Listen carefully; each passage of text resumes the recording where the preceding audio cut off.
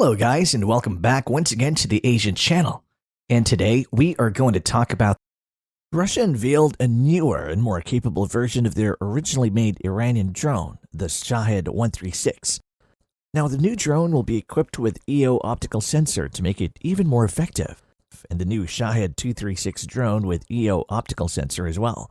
But it'll be much better since it's jet-powered instead in turboprop, making it 3 times faster than the Shahed 136. And both drones are now in mass production, according to Ukrainian sources. First, I'll explain to you why the Shahed 136 drone equipped with EO optical sensor would make it even more lethal. The Shahed 136 drone is referred as Garand-2 kamikaze drone in Russia. So in this video, we will refer to it as the Garand-2 for simplicity. The Garand-2 drone is widely famous in Ukraine. It's among the most widely used drone by Russia because of its effectivity and cheap price. The other more widely used drones, and equally as useful, are probably the Lancet UAV and FPV drone used by the Russian soldiers to destroy any stationary or moving assets with shorter distance. The difference between the two drones is that the Garand-2 has longer range, but it lacks EO optical sensor and camera that's present on the Lancet drones. That's why the Lancet can destroy even moving tanks accurately. But the drone has only short range of 40 kilometers. While the Garand-2 has an impressive range of 2,500 kilometers, the drone flies low and slow to avoid detection and increase its range. It's powered by batteries that run its 50cc piston engine that propels its 2-rotor blade on the back. The engine is similar to the engine used on moped electric motorcycle. The drone has a slow speed of 185 kilometers per hour, and it can carry 50-kilogram warhead. The drone is originally made in Iran, and it was exported to Russia. But later, the drone was mass-produced in Russia because Russia has a bigger industrial complex compared to Iran. It's very cheap, and it's the best way to overwhelm enemy air defense system because it only costs around $10,000 to $20,000 in comparison to the NASAM air defense missile, which costs $1 million, while the Patriot missile costs $4 million each. So it's very uneconomical for the enemy. The only drawback of the Garand-2 is that it lacks EO optical sensors, camera, thermal imaging, etc. that's present on the Lancet drone.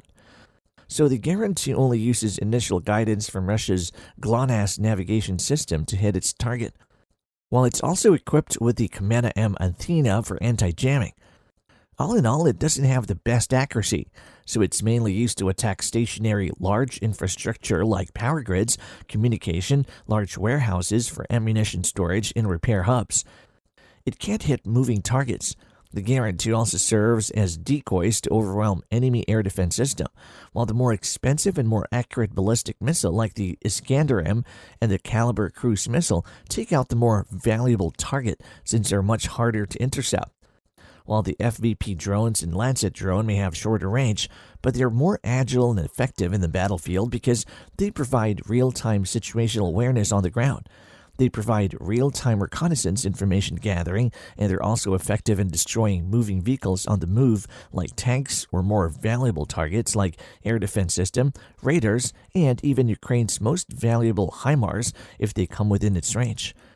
While FVP drones are also the best equipment for ground soldiers to get real-time reconnaissance information and even attack enemy troops and bunkers by dropping grenade-sized explosives, their only drawback is that they have a shorter range. Now imagine the cheap Garand-2 drones will have this capability. It can now basically do those jobs too on longer range.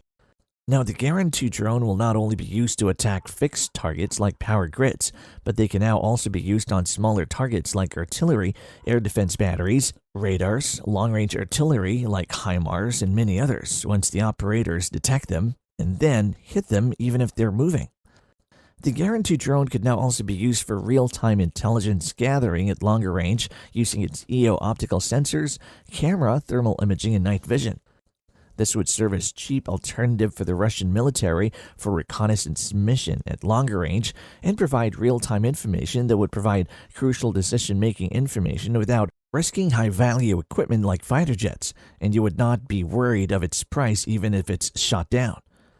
The information they provide could decide if they will use a swarm of drones as next attack, or direct artillery and rocket fire, or use ballistic missile if they find a more valuable target. This is just part of Russia's many efforts to upgrade and innovate their Garand 2 drone and make it more effective and useful in the battlefield. Now, secondly, they're also making the new Shahed 236, the newer version of the Shahed 136 drone family. But the Shahed 236 will use jet-powered engine instead of rotor blades. This will give the drone a top speed of 800 kilometers per hour, 3 times faster than the Garand 2 or Shahed 136 drone, and it'll have a maximum range of 2,500 kilometers.